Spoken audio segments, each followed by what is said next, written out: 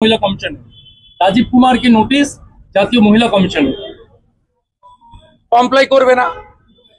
এর আগে বহু জিনিস কমপ্লাই করেনি, কমপ্লাই করবে না। জাতীয় মহিলা কমিশন কি করবে? আমি তো জাতীয় মহিলা commission, SC commission, ST commission, NHRC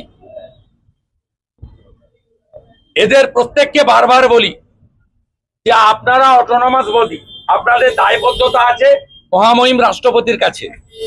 আপনারা কেন সুপ্রিম কোর্টে গিয়ে বলছেন না যে পশ্চিমবঙ্গে পোস্ট পোল ভায়োলেন্স থেকে 2021 থেকে আগের গুলো আমি জানি না বা অতটা আমার স্মৃতিতে নেই, 2021 থেকে অদ্যাবধি গত 4 বছরে আপনাদের কোনো রেকমেন্ডেশন এরা মানেনি।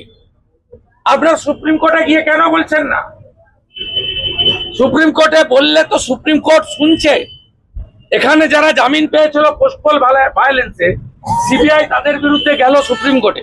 সুপ্রিম কোর্ট বলল যে গণতন্ত্রের একেবারে মূল জায়গায় কুঠারাঘাত করেছে এরা। নির্বাচনে বহুদলীয় গণতন্ত্র, সব দল থাকবে, একজন জিতবে বাকিরা হারবে, সুপ্রিম কোর্টের মন্তব্য, এবং তাদের বেল ক্যান্সেল করলো। সিবিআইয়ের ভালো উদ্যোগ এটা। তাহলে মহিলা কমিশনে যদি রাজীব কুমার অ্যাপিয়ার না হয়, আমি বলছি অ্যাপিয়ার হবে না।